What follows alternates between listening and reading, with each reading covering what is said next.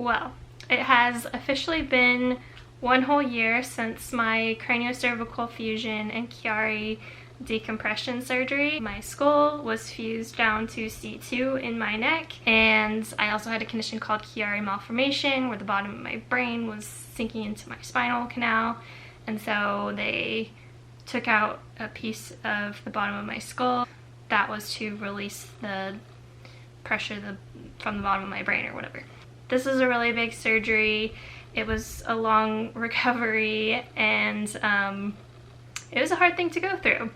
And so looking back on that time when I was recovering from surgery is kind of a little bit hard to do, but it's kind of cool to see some of the progress that I've made. I will be honest in saying that I was really hoping that this surgery would be like it for me, and that after I recovered from the surgery my health would be pretty good.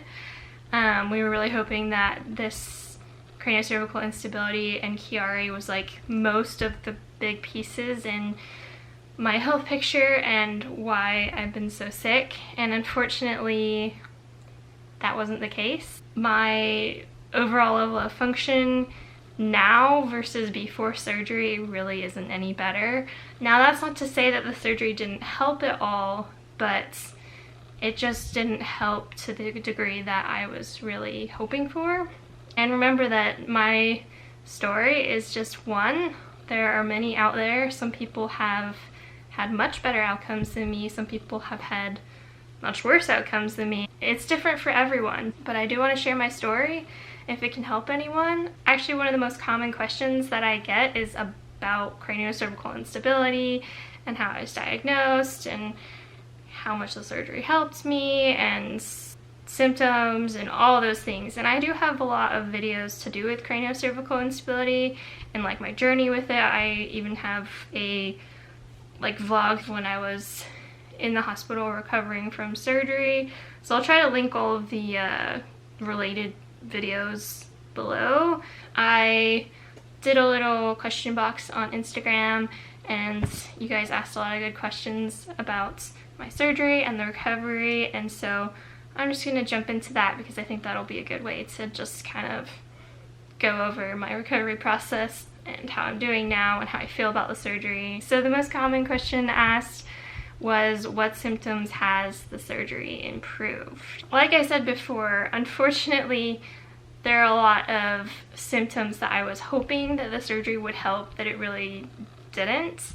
Overall, I am definitely not worse because of the surgery, and there are definitely things that have improved because of the surgery, but unfortunately I've had a lot of other things going on with my health, and so like some things are worse and some things are better, and overall I'm really not doing any better than I was before this surgery, which is tough. That's just the reality of where I'm at right now. One of the obvious ones that has improved with the surgery is the stability in my neck. Before the surgery I was in my neck brace almost 24/7. I think it was recommended to me that I have it off for about an hour a day, and whatever time I had it off during the day, like that was the worst part of my day, and I hated having my neck brace off. It helped that much with like my pain and my symptoms before the surgery. Now I'm able to spend a lot of time during the day out of my neck brace, and you'll notice I'm wearing the brace right now. It always does help with the pain, it always does feel better with the brace, but I'm able to have it off quite a bit now, and I think that's a combination of the stabilizing from the surgery plus the PRP injections that I had for the instability below my fusion, because I was only fused down to C2 in my neck, and I have pretty bad instability below the fusion, so I've had platelet-rich plasma injections below my fusion, and that has helped a lot with pain and with being able to be out of my neck brace. One thing that has definitely improved is my swallowing.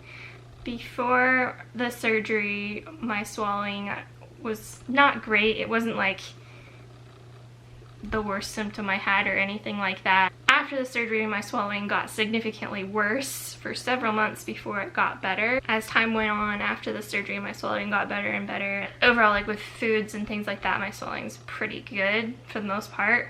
Another thing that the surgery really helped with for me was my nausea. I was constantly really nauseous before the surgery, and for some reason my nausea and my stomach pain seemed to be significantly better. And I don't know if I can 100% say like it was the fusion that helped that, but I ate a lot better after I recovered from the surgery and the infection that I had after the surgery. I started to be able to eat more and tolerate eating better. That really isn't a typical symptom to improve from this surgery. I'm actually one of the few that I've ever even heard that those symptoms have improved from the surgery, but there's a condition called gastroparesis that can be sometimes caused by brainstem compression, and though I never was officially diagnosed with gastroparesis, it was pretty clear to a lot of my doctors that that was probably a condition that I had. Sometimes those symptoms can improve with the surgery, but I do want to mention that I do have some friends that their gastroparesis and eating and nausea have gotten worse after the surgery, so I wouldn't like have this surgery just for those symptoms, if that makes sense. The other symptom that I can think of that my fusion has helped with is that sometimes my headaches are less severe. I guess that's kind of hard to explain, but before the fusion my headaches were always like really severe and I didn't really get any break from that, and now they get to be pretty severe most days, and I always do have a headache, but it kind of fluctuates more. I take any improvement I can get, so I'm thankful for that. And the last thing is that before the fusion, when I didn't have my brace on, like certain movements of my head would like bring on episodes of vertigo and things like that, and now that I'm fused and I really can't move my neck, that doesn't happen anymore. Next question is, how did you find your surgeon? For craniocervical instability, there really are only a few surgeons in the United States and even in the world that specialize in this. I was actually referred to one of them from the neurologist that diagnosed me with craniocervical instability, and I went on Facebook groups and YouTube and I watched lectures from all of these surgeons, and I made my decision based on the research that I did, and I actually was able to see 3 of the surgeons that specialize in this, and I was impressed with all of them, but of course I ultimately went with the one that I felt best about for me. And of course I recognize that I'm very blessed and privileged to have been able to even see these doctors at all. Unfortunately, there are a lot of people that don't have access to these doctors, and I hope that that changes in the future. Next question. Did they give you non-surgical options first? Yes and no. All the doctors that I saw pretty much said, we don't think you can avoid surgery, but you can try physical therapy and see how it goes. And unfortunately, physical therapy made my symptoms worse. I had heard of a stem cell procedure that is done in Colorado by a place called Regenix, where they inject stem cells into the craniocervical junction, and that's supposed to help with craniocervical instability. The surgeon that I went with said that he did not recommend that and he didn't feel it was safe enough. But as I've done more research on that and learned more about it, part of me kind of wishes that I had tried that before. There are EDS patients who have done that procedure and seen amazing results from it and who didn't have to have fusion. There are a lot of unknowns with that, but then again, there are a lot of unknowns with the fusion surgery. All these treatments for craniocervical instability are kind of in their infancy right now. We're just kind of the guinea pigs, unfortunately. For a lot of people that have craniocervical instability, they're able to manage it conservatively with physical therapy or with pain management and that sort of thing. But you do have to be careful with the physical therapist that you choose and make sure that it's somebody that's knowledgeable, and unfortunately that isn't available everywhere, and so that's just kind of what's really hard about these conditions. Next one is, do you think that you'll need lower cervical fusions done in the future? To be honest, if you had asked me that 6 months ago, I would have said yes, but now I'm saying hopefully not. I think that there's a really good chance that I won't have to have any more fusions, especially with the success that I've seen with the PRP injections. I'm hoping that that's something that I can kind of continue doing as needed.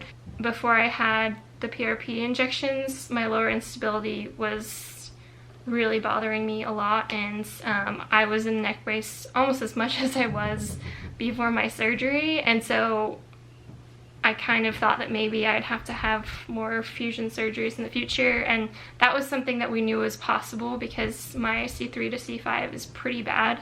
But honestly, I'm thinking there's a really good chance that I won't have to have more fusion surgeries. Would you do the surgery again, knowing what you know now? That's a hard question.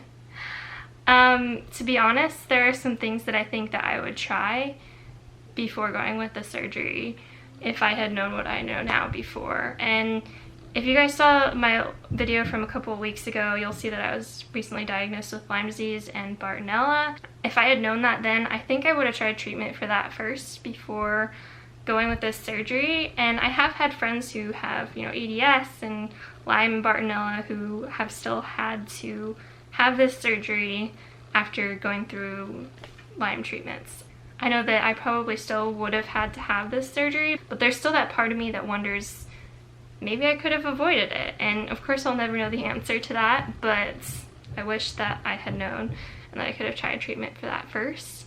And then the other thing is, I think I would have at least investigated more into that stem cell procedure before going into the surgery, as I've done some more research on it just for my own curiosity. I've read some really cool success stories from that stem cell procedure at Regenix. Obviously there's risks with that. There's risks with a fusion like I had. What's done is done, and I'm thankful that I was able to have the surgery and have a great surgeon and have some improvements from it. I don't regret it, but there are some things that I wish I had known beforehand. Okay, what advice would you give to someone that's considering having fusion surgery? I would say really the biggest thing is just research as much as you can. If it's at all possible to avoid having the surgery, I say do it. Once it's done, it's done. You can't go back, and there are people that need it. There are people that it changes their life and does amazing things for them, but it doesn't come without risks. And just make sure that, you know, it's the right decision for you, and don't let anyone else tell you what's right or wrong for you. Obviously, you know, some cases of craniocervical instability are going to be more severe than others, and in really severe cases it can be life-threatening, and so in those cases you may not have much of a decision to make. But yeah, just that it's a really big deal. It's not something that I would wish on anyone or recommend to anyone. If you can at all manage your symptoms without having this surgery, like, I would explore all possible options before going with it. But if you decide that it's the right thing for you, things will turn out okay and you'll get through it. It'll be hard, but you'll get through it. I found Facebook groups to be a really good resource in researching stories and patients' outcomes from different doctors, and that was a really big helpful source for me in deciding who my doctor was going to be. But that being said, those Facebook groups can be really overwhelming. Sometimes it can just feel stressful to read through all those stories, and there's always going to be that one person that says, don't go with that surgeon, even if, you know, hundreds of other people say they're the best surgeon ever. And if you talk with a lot of people online, sometimes there will be people that will try to convince you to make a certain decision, or to go with a certain doctor or not go with a certain doctor. Just remember, like, it's your decision, it's not anyone else's. Don't research so much that, like, it makes you crazy. I did that. There's a point where, you know, you just kind of have to make the decision. But anyone that's making this decision right now, I wish you the best. It's a really hard one. Next one, did the fusion help your POTS? So this is one that I get a lot, and unfortunately the answer is no. It didn't help it. It didn't make it worse. I haven't talked to a lot of people that it has helped their POTS, but I have talked to a few, and my doctor, I think my doctor said about 50% of his patients see at least some improvement in their dysautonomia after fusion. Yeah, Do you know if your intracranial hypertension caused your Chiari or the other way around, and does that matter to your recovery? I don't know which one caused which, and it's one of those chicken and the egg type things. If you research that online, you'll find that some doctors believe that intracranial hypertension causes the Chiari, and some doctors believe the Chiari causes the intracranial hypertension. And so it's one of those things that I hope that they'll continue to research and learn more about in the future, but that right now I don't think doctors really know. Okay. Why do you still wear your brace sometimes? This is another question that I get a lot. Thankfully now I'm wearing my brace a lot less than I was, I don't know, 6 months ago. I do have instability below my fusion. It always does feel better to have the brace on. It helps with the pain and feeling like I can hold my head up better, and so that's why I still wear it sometimes. I try not to wear it as much as I possibly can because I want to strengthen my neck and not cause it to become any weaker. It's kind of one of those double-edged sword type thing where, you know, it can help you but it can hurt you. It's tough not to wear it, but thankfully I'm able to do so a lot more now. Since the day that I got this brace last January, I have not been able to sleep a single night without it. So I always sleep with the brace on, but I typically have it off quite a bit during the day, some days most of the day, which is great. That's the brace. Next one is, how do you cope with pre-op jitters? Yeah, I was pretty nervous for this surgery. For me, it was a lot of prayer, and it was a lot of help from my family and my friends. That kind of gave me the confidence and courage to go into surgery not being too nervous. Yeah, my faith really helped me a lot through the surgery and my recovery, and of course my family and my friends were a really big encouragement to me and helped me to just take things as they came. Okay, how is your scar?